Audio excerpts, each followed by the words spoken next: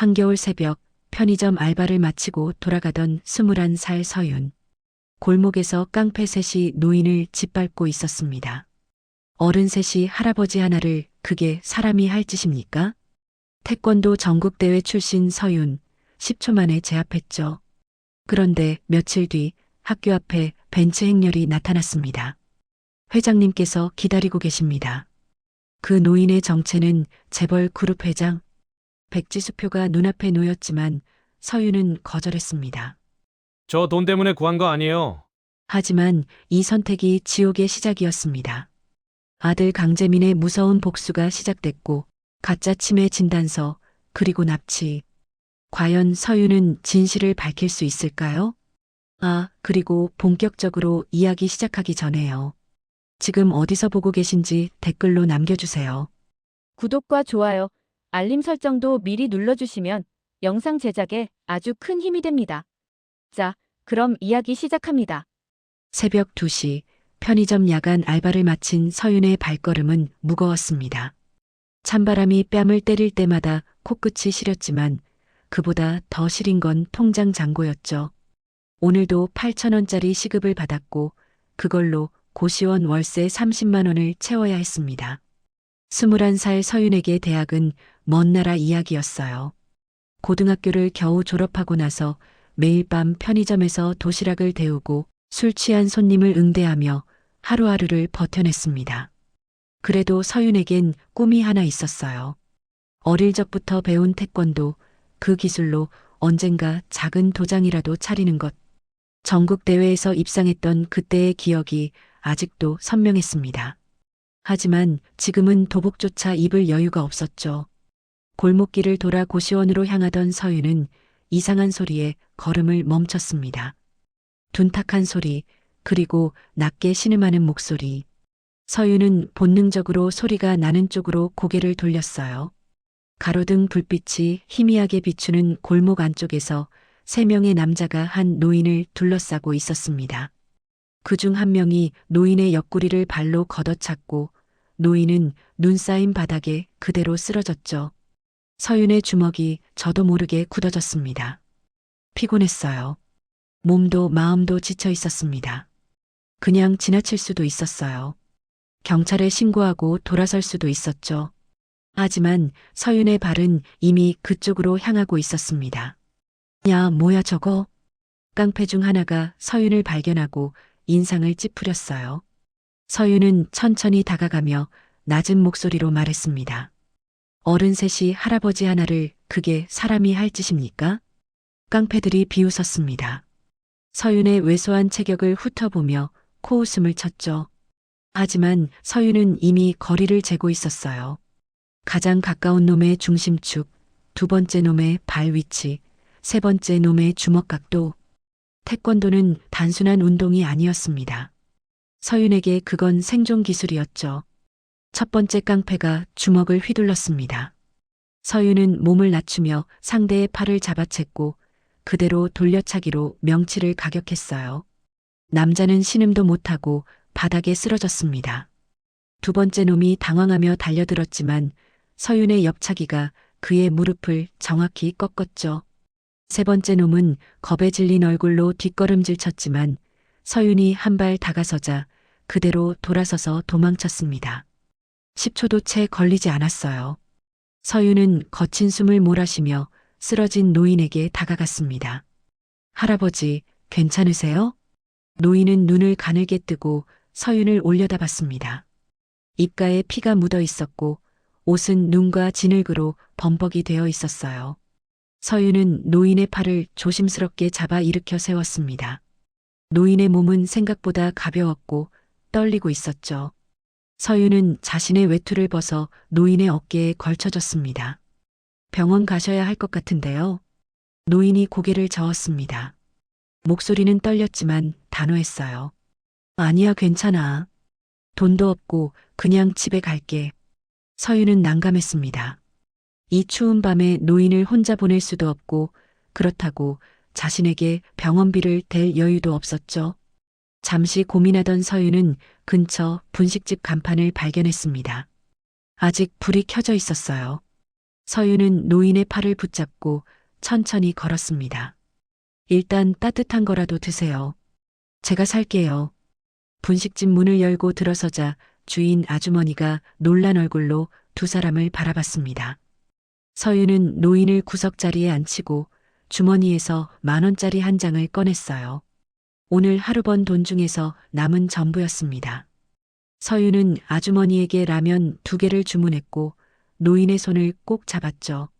조금만 기다리세요. 금방 나올 거예요. 노인은 서윤을 물끄러미 바라봤습니다.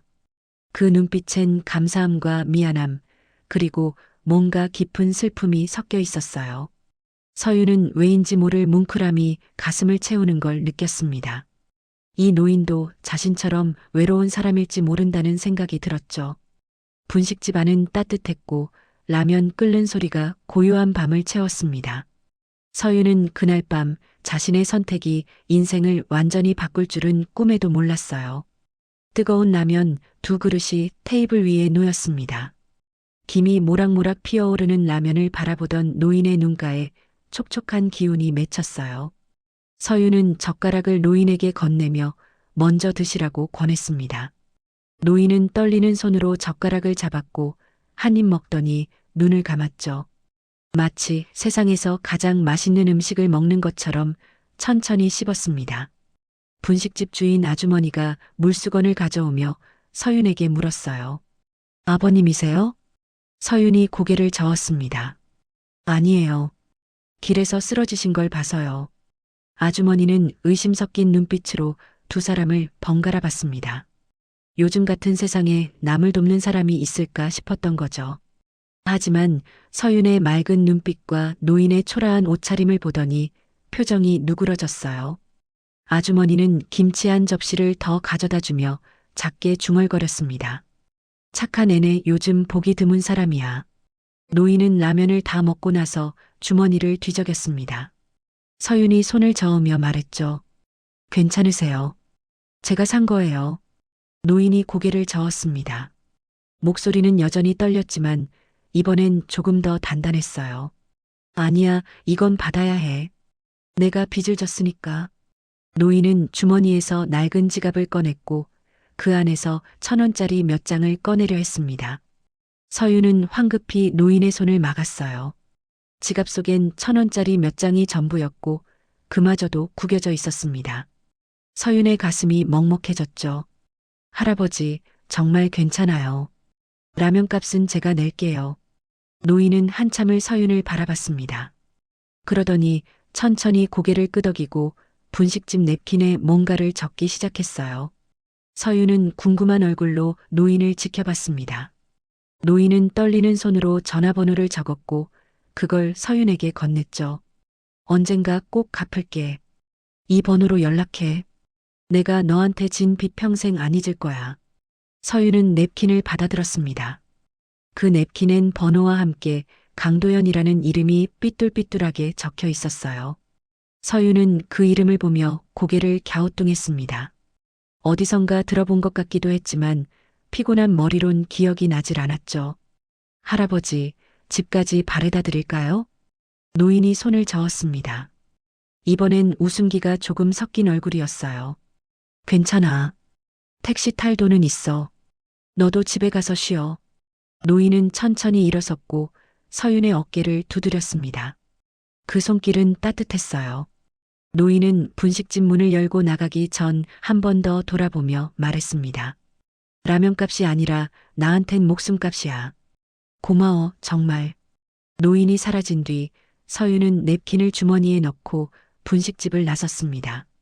밤하늘엔 별이 총총했고 찬바람은 여전히 매서웠죠. 서윤은 고시원으로 향하며 오늘 있었던 일을 되짚어봤습니다. 10,000원으로 라면 2개를 샀고 이제 남은 돈은 없었어요. 하지만 이상하게 가슴 한편이 따뜻했습니다. 누군가를 도왔다는 사실이 서윤에게 작은 위안을 줬죠. 서윤은 냅킨을 만지작거리며 중얼거렸습니다.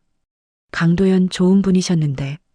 그날 밤 서윤은 라면값 7,000원이 자신의 인생을 송두리째 바꿀 거라곤 상상도 못했습니다. 다음 날 아침 서윤은 평소처럼 학교로 향했습니다. 검정고시를 준비하는 대안학교였지만 서윤에겐 그나마 사람들과 연결될 수 있는 유일한 공간이었어요. 학교 정문 앞에 도착한 서윤은 이상한 광경을 목격했습니다. 검은색 벤츠 세대가 일렬로 서 있었고 정장 차림의 남자들이 차 주변을 지키고 있었죠. 학생들이 수군거리며 사진을 찍고 있었어요. 야, 저거 뭐야? 영화 찍나? 재벌 온 거 아니야? 우리 학교에 기부라도 하려나? 서윤은 고개를 갸우뚱하며 정문을 지나치려 했습니다. 그런데 정장 남자 하나가 서윤 앞을 막아섰어요. 서윤은 놀란 얼굴로 뒤를 돌아봤지만 주변엔 자신밖에 없었습니다. 서윤 학생 맞으십니까? 서윤이 조심스럽게 고개를 끄덕였습니다. 남자는 정중하게 허리를 숙이며 뒤쪽 차량을 가리켰어요. 회장님께서 기다리고 계십니다. 회장? 서윤은 영문을 몰라 얼떨떨한 표정으로 차량 쪽으로 걸어갔습니다. 뒷좌석 문이 열렸고 그 안에서 익숙한 얼굴이 나타났죠. 어젯밤 골목에서 구해줬던 그 노인 강도연이었습니다. 하지만 어제와는 완전히 달랐어요. 말끔한 정장을 입었고 옆에는 비서로 보이는 여자가 서류 가방을 들고 있었습니다. 할아버지 아니 어떻게? 강도연 회장이 온화하게 웃으며 손짓했습니다. 타렴, 잠깐만 얘기 좀 하자. 서윤은 주변의 시선을 느끼며 차에 올랐습니다. 학생들은 스마트폰을 들고 연신 사진을 찍었고 소문은 이미 퍼지기 시작했죠. 차 안에 앉은 서윤은 어색하게 손을 비볐어요. 가죽 시트의 감촉이 낯설었고 차 안 공기마저 달랐습니다. 강도연 회장은 비서에게 눈짓을 했고 비서가 흰색 봉투를 꺼내 서윤에게 건넸습니다. 어제 고마웠어. 이건 작은 보답이야. 서윤이 봉투를 열어보자 눈이 휘둥그레졌습니다. 백지수표였어요. 금액란이 비어 있었고 도장만 찍혀 있었죠. 서윤은 황급히 봉투를 도로 내밀었습니다. 이건 너무 과해요. 저 그냥 당연한 일 했을 뿐이에요. 강도연 회장의 표정이 진지해졌습니다. 눈빛엔 진심이 담겨 있었어요. 당연한 일? 요즘 세상에 그런 사람이 어디 있니? 넌 내 목숨을 구했어. 이 정도론 부족해. 서윤은 고개를 저었습니다. 가슴속에서 뭔가 뜨거운 감정이 솟아올랐어요. 분노였는지 자존심이었는지 서윤 스스로도 정확히 알 수 없었습니다. 하지만 한 가지는 확실했죠. 이 돈을 받으면 안 된다는 것. 저 돈 때문에 구한 거 아니에요. 라면값만 주세요.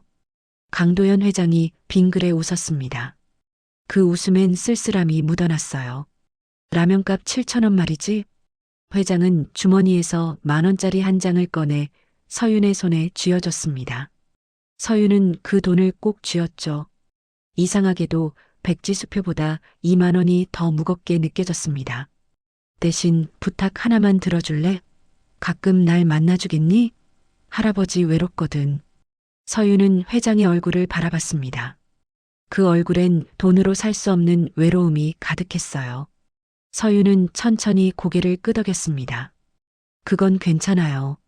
서윤이 차에서 내리자 학생들이 일제히 몰려들었습니다. 질문이 쏟아졌고 카메라 플래시가 터졌죠. 서윤은 당황한 얼굴로 학교 안으로 뛰어들어갔습니다. 그 순간 서윤은 알지 못했어요. 이 만남이 축복인지 저주인지, 그리고 자신의 삶이 이제 완전히 달라질 거라는 사실을 말이죠. 주말이 되자 강도연 회장에게서 전화가 왔습니다. 저택으로 놀러 오라는 초대였어요. 서윤은 망설였지만 회장의 외로운 목소리를 떠올리며 결국 승낙했죠. 회장이 보낸 차가 고시원 앞에 도착했고 서윤은 어색하게 뒷좌석에 올랐습니다. 차는 서울 외곽의 한적한 언덕을 올라갔고 거대한 대문 앞에 멈췄어요. 저택은 상상을 초월했습니다. 드라마에서나 봤던 규모의 정원과 분수대, 그리고 궁전처럼 웅장한 건물이 서윤을 압도했어요. 서윤은 차에서 내려 주변을 둘러봤습니다. 자신이 서 있는 곳이 현실인지 의심스러웠죠. 현관문이 열리고 집사로 보이는 남자가 정중하게 인사했습니다. 어서 오십시오. 회장님께서 기다리고 계십니다. 서윤은 긴장한 얼굴로 안으로 들어갔습니다.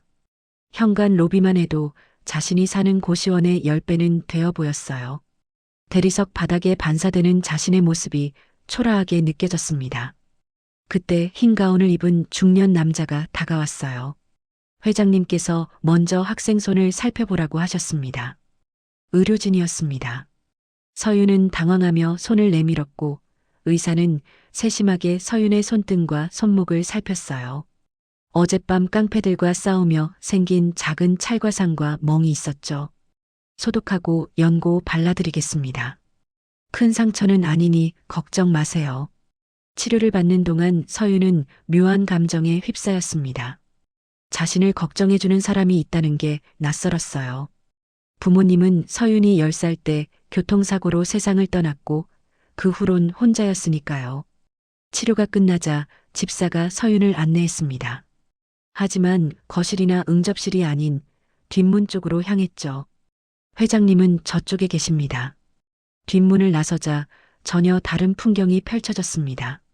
화려한 저택 뒤편에 소박한 텃밭이 있었어요. 고구마, 상추, 파가 자라고 있었고 낡은 평상 위에 강도연 회장이 앉아 있었습니다. 회장은 트로트 음악을 들으며 고구마를 쪄먹고 있었죠. 서윤을 발견한 회장이 환하게 웃으며 손짓했습니다. 왔구나. 여기 앉아. 고구마 같이 먹자. 서윤은 평상에 앉았습니다. 회장은 직접 고구마 껍질을 까서 서윤에게 건넸어요. 김이 모락모락 나는 고구마를 한 입 베어 물자 달콤한 맛이 입안에 퍼졌습니다. 할아버지, 저런 큰 집 두고 왜 여기 계세요? 회장이 텃밭을 바라보며 대답했습니다. 큰 집은 숨막혀. 난 여기서 살아. 이게 편해. 회장은 스마트폰을 꺼내 서윤에게 보여줬어요. 화면엔 어린 여자아이 사진이 가득했습니다. 회장의 손가락이 사진을 쓰다듬었죠. 내 손녀야. 10년 전에 교통사고로. 이 아이 나이 또래 보면 자꾸 생각나. 서윤의 가슴이 먹먹해졌습니다. 자신도 부모님을 교통사고로 잃었다고 말하려다 참았어요. 회장의 슬픔이 너무 깊어 보였으니까요. 손녀가 좋아했던 노래야. 회장이 트로트 볼륨을 높였습니다. 오래된 가요가 텃밭에 울려 퍼졌고 회장은 눈을 감았어요. 서윤은 그 모습을 보며 깨달았습니다. 이 사람은 돈이 아니라 가족이 필요한 거라고. 저 큰 저택엔 사람이 아니라 외로움만 가득한 거라고. 자주 와줄 수 있니? 할아버지가 심심하거든. 서윤이 고개를 끄덕였습니다. 이상하게도 거부감이 들지 않았어요. 오히려 이 텃밭이, 이 평상이, 그리고 고구마 냄새가 편안했습니다. 서윤은 회장 옆에 앉아 함께 트로트를 들었고 그렇게 오후가 저물어갔죠. 두 사람 모두 알지 못했습니다. 이 따뜻한 시간이 곧 산산조각 날 거라는 사실을 말이에요. 오장 아들 강재민의 사냥 시작. 한 달 뒤 서윤은 회장의 저택을 3번째 방문했습니다. 이제 텃밭은 낯설지 않았고 회장과의 대화도 편안해졌어요. 서윤은 회장에게 태권도 이야기를 들려줬고 회장은 젊은 시절 이야기를 꺼냈습니다. 두 사람 사이엔 나이를 초월한 유대감이 생겼죠. 그날도 평상에 앉아 고구마를 먹고 있을 때였습니다. 저택 쪽에서 날카로운 목소리가 들려왔어요. 아버지, 또 여기 계십니까? 서윤이 고개를 돌리자 정장을 빼입은 중년 남자가 성큼성큼 걸어오고 있었습니다. 얼굴엔 불쾌함이 가득했고 눈빛은 차가웠어요. 강재민, 회장의 외아들이자 그룹 부회장이었죠. 재민은 서윤을 훑어보더니 코웃음을 쳤습니다. 이게 누구야? 또 주웠어요? 회장의 표정이 굳었습니다. 목소리엔 경고가 섞여 있었어요. 재민아, 말 조심해. 이 친구는 내 생명의 은인이야. 재민이 비웃었습니다. 서윤을 위아래로 훑어보며 혀를 찼죠. 은인? 뭐 얼마 받고 연기한 거예요? 요즘 이런 수법 많던데. 서윤의 주먹이 저도 모르게 굳어졌습니다. 모욕감이 온몸을 타고 올라왔어요. 하지만 참았습니다. 회장 때문이었죠. 재민은 주머니에서 뭔가를 꺼냈어요. 서류 몇 장이었습니다.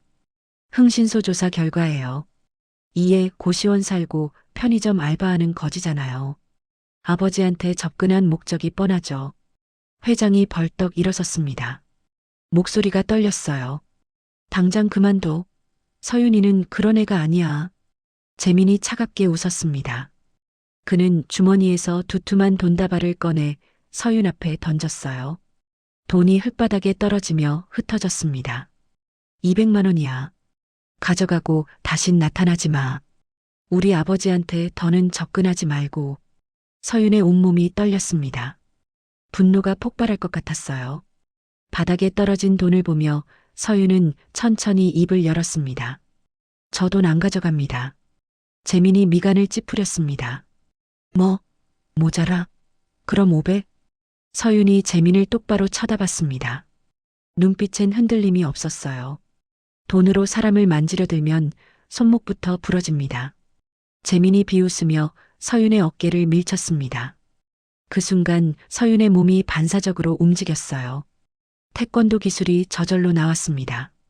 서윤은 재민의 손목을 비틀어 꺾었고 재민은 비명을 지르며 무릎을 꿇었죠. 주변이 순식간에 소란스러워졌습니다. 경호원들이 달려왔고 회장이 서윤을 말렸어요. 서윤아, 나 제발.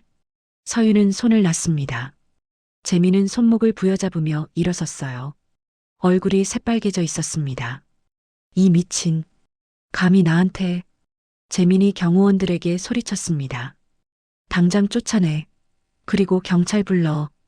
회장이 재민 앞을 막아섰습니다. 안 돼. 재민아, 이건 내가 먼저 잘못했어. 재민이 회장을 밀쳤습니다. 회장이 비틀거렸고 서윤이 황급히 부축했어요. 재민은 아버지를 밀쳤다는 사실조차 개의치 않았습니다. 그는 서윤을 노려보며 이를 갈았죠. 좋아. 경찰은 안 불러줄게. 대신 각오해. 내가 어떻게 사는지 두고 봐. 서윤은 재민의 눈빛에서 악의를 읽었습니다. 진짜 위협이었어요. 서윤은 회장을 바라봤고 회장의 눈엔 눈물이 맺혀 있었습니다. 서윤은 조용히 고개를 숙였어요. 할아버지, 저 이만 가볼게요. 회장이 서윤의 손을 붙잡았습니다. 서윤아, 미안해.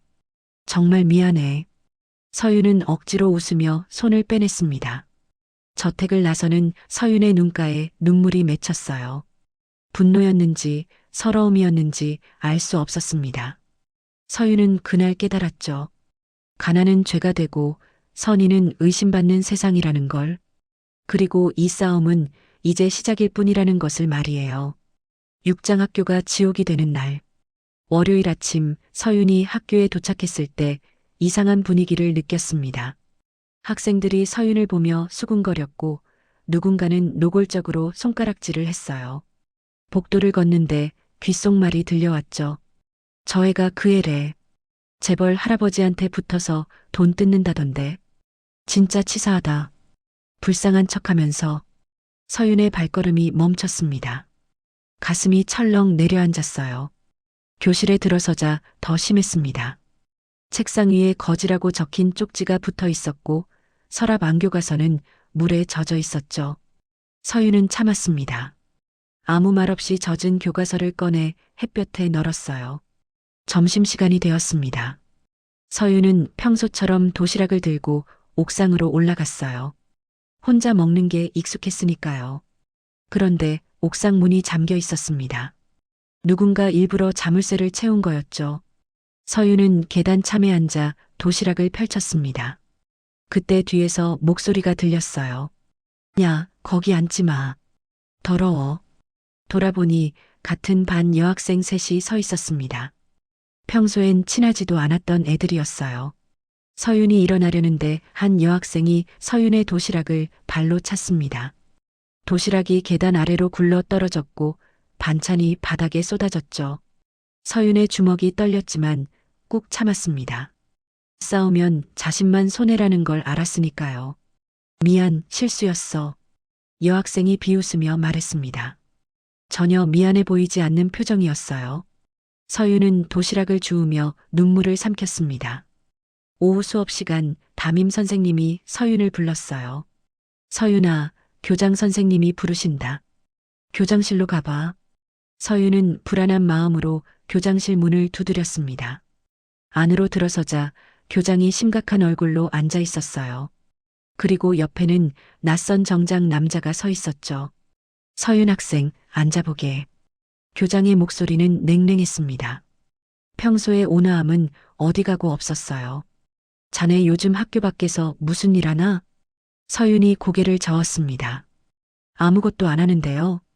교장이 한숨을 쉬었습니다. 솔직하게 말해. 재벌가 사람들이랑 무슨 문제 있지? 학교로 전화가 왔어. 자네 때문에 학교 이미지가 안 좋아진다고. 서윤은 그제야 깨달았습니다. 강재민이 손을 쓴 거라고. 학교까지 압력을 넣은 거였죠. 서윤은 억울함에 목이 메었어요. 교장 선생님, 저 아무 잘못 없어요. 그냥 할아버지 한 분을 도와드렸을 뿐인데. 교장이 손을 저었습니다. 그만. 내 입장도 생각해봐. 학교도 후원금이 필요하고 평판도 중요해. 자네가 자퇴하는 게 어떨까? 서윤의 머릿속이 하얘졌습니다. 자퇴? 학교마저 자신을 버리는 거였죠. 서윤은 떨리는 목소리로 대답했어요. 아니요, 전 계속 다닐 거예요. 검정고시 봐야 하니까요. 교장이 인상을 찌푸렸습니다. 고집 부리지 말고 다른 학교 알아보는 게 낫지 않겠나? 서윤은 대답 대신 교장실을 나왔습니다. 복도를 걸으며 눈물이 쏟아졌어요. 억울했습니다. 자신은 잘못한 게 없는데 왜 이렇게 벌을 받아야 하는지 이해할 수 없었죠. 방과 후 서윤은 실내화장에 갔습니다. 그런데 자신의 실내화가 쓰레기통에 처박혀 있었어요. 누군가 일부러 버린 거였습니다. 서윤은 실내화를 꺼내 물로 씻었습니다. 찬물에 손이 시렸지만 마음은 더 시렸어요. 화장실 거울에 비친 자신의 얼굴이 초라해 보였습니다. 서윤은 거울을 보며 중얼거렸죠. 가난하면 진실도 가난해지는 거구나. 그날 밤 고시원으로 돌아온 서윤은 이불을 뒤집어 쓰고 울었습니다. 소리 내지 않으려고 입을 틀어막았어요.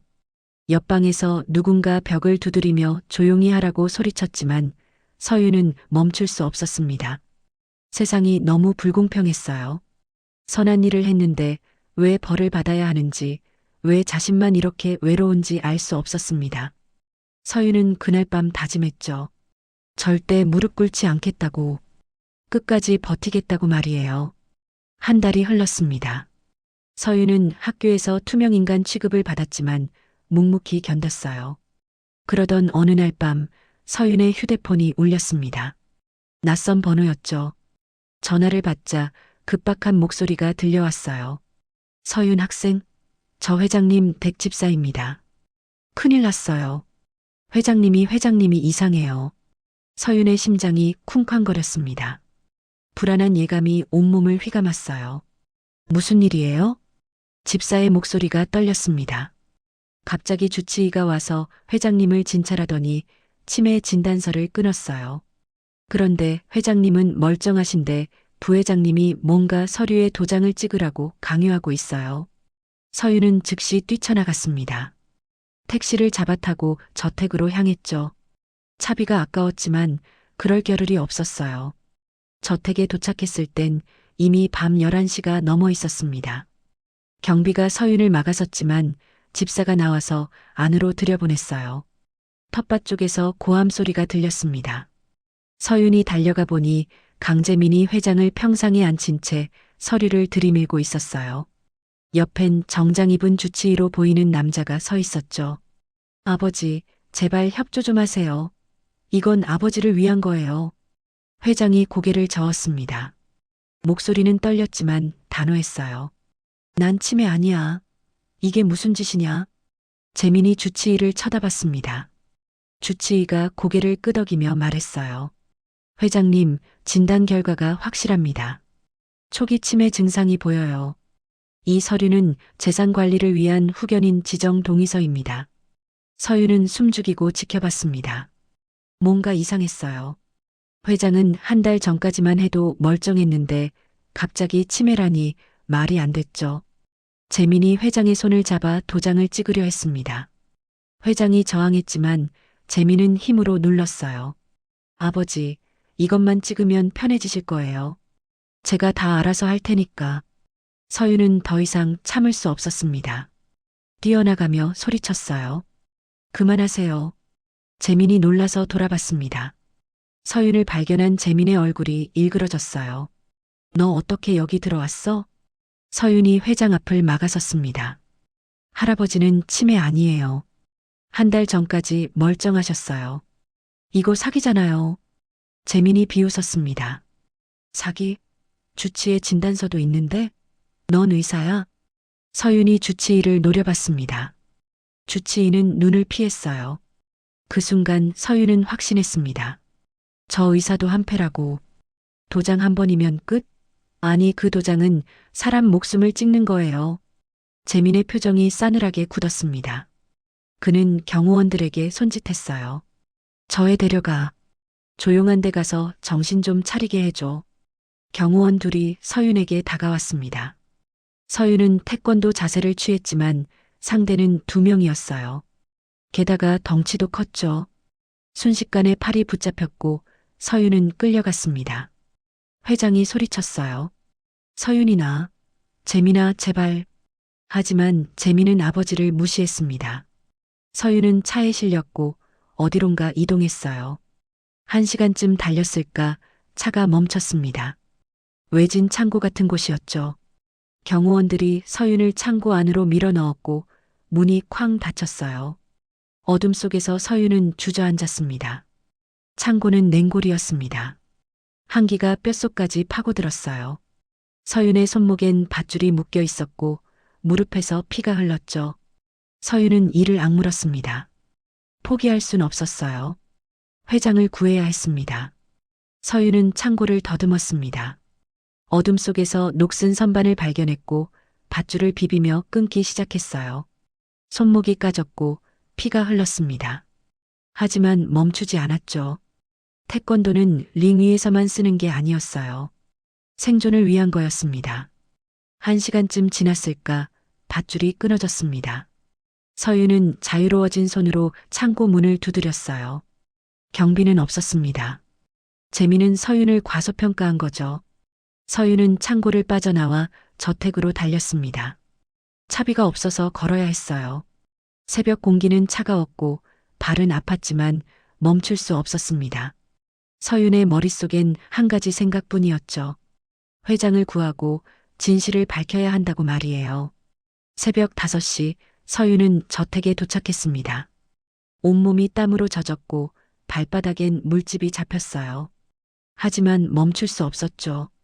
집사가 뒷문을 열어줬고 서윤은 텃밭으로 향했습니다. 회장은 평상에 앉아 멍하니 하늘을 바라보고 있었어요.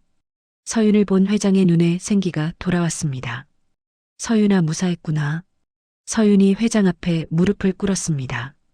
할아버지, 저 도와주세요. 증거가 필요해요. 강재민이 할아버지를 속인 증거요. 회장이 고개를 저었습니다.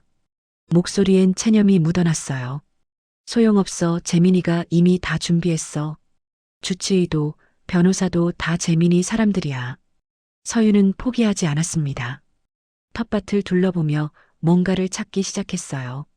그때 평상 옆 작은 액자가 눈에 들어왔습니다. 손녀 사진이 담긴 액자였죠. 서윤은 액자를 들어 뒤를 확인했어요. 뒷면에 작은 틈이 있었고 그 안에 메모리 카드가 숨겨져 있었습니다. 이게 뭐예요? 회장이 놀란 얼굴로 대답했습니다. 아, 그거 텃밭 CCTV 영상이야. 손녀 생각하면서 여기서 시간 보내는 걸 기록하려고 달았었는데 까먹고 있었어. 서윤의 눈이 반짝였습니다. CCTV라면 어젯밤 강재민이 회장을 협박한 장면도 찍혔을 거예요. 서윤은 집사에게 노트북을 빌려 메모리 카드를 확인했습니다. 화면에 어젯밤 장면이 고스란히 담겨 있었죠.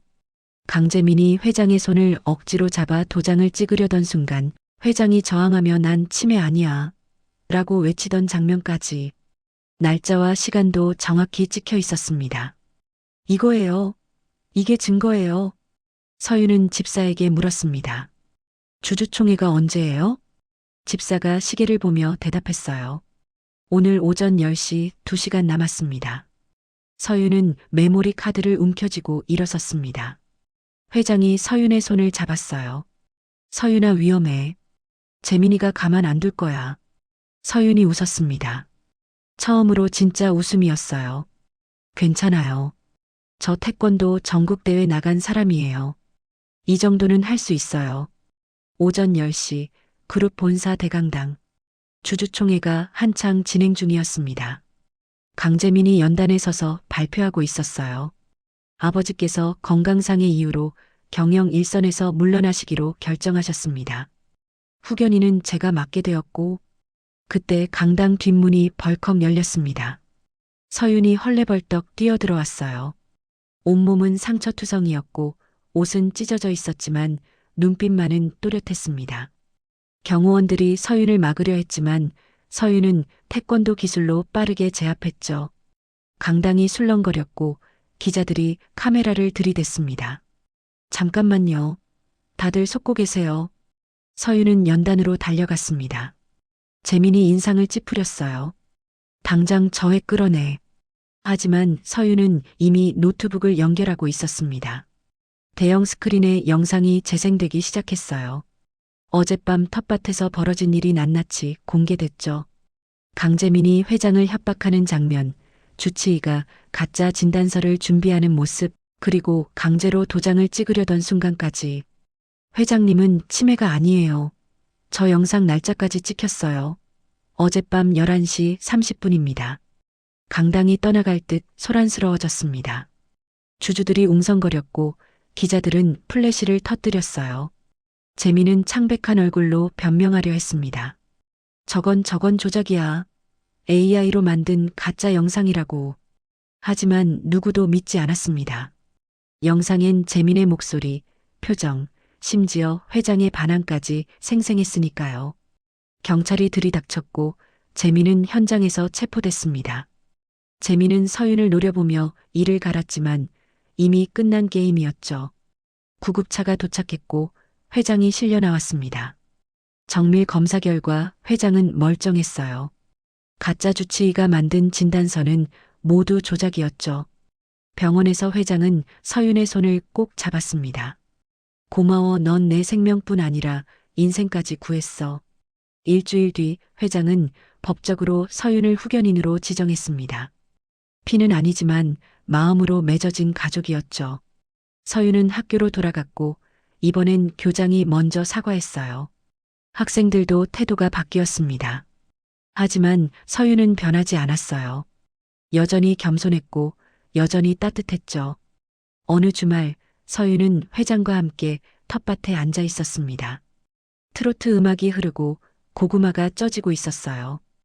회장이 서윤에게 물었습니다. 그때 골목에서 왜 날 구했어? 그냥 지나칠 수도 있었잖아. 서윤이 하늘을 보며 대답했습니다. 몰라요. 그냥 지나칠 수 없었어요. 사람이니까요. 회장이 웃었습니다. 진심 어린 웃음이었어요. 그 마음 덕분에 우린 가족이 됐어. 그날 저녁 두 사람은 함께 분식집을 찾았습니다. 처음 라면을 먹었던 그곳이었죠. 주인 아주머니가 반갑게 맞아줬고 라면 2개를 끓여줬어요. 이번엔 계란도 2개씩 넣어줬습니다. 서윤은 라면을 한 입 먹으며 생각했어요. 7,000원짜리 라면 한 그릇이 인생을 바꿀 줄은 몰랐다고. 하지만 후회는 없었습니다. 선한 마음은 결국 선한 결과를 만든다는 걸 배웠으니까요. 밤하늘엔 별이 총총했고 두 사람의 웃음소리가 따뜻하게 퍼져나갔습니다. 여기까지가 오늘의 이야기였습니다. 7,000원짜리 라면 한 그릇이 한 사람의 인생을 완전히 바꿔놓았죠. 돈이 아니라 마음으로 맺어진 진짜 가족. 서윤의 용기가 결국 진실을 이겨냈습니다. 여러분은 어떠셨나요? 서윤처럼 누군가를 도와본 경험이 있으시다면 댓글로 이야기 나눠주세요. 구독과 좋아요는 더 좋은 이야기를 만드는데 큰 힘이 됩니다. 알림 설정까지 해두시면 다음 이야기도 놓치지 않고 보실 수 있어요. 그럼 다음 이야기도 기대해 주시고요. 오늘도 따뜻한 하루 보내세요. 감사합니다.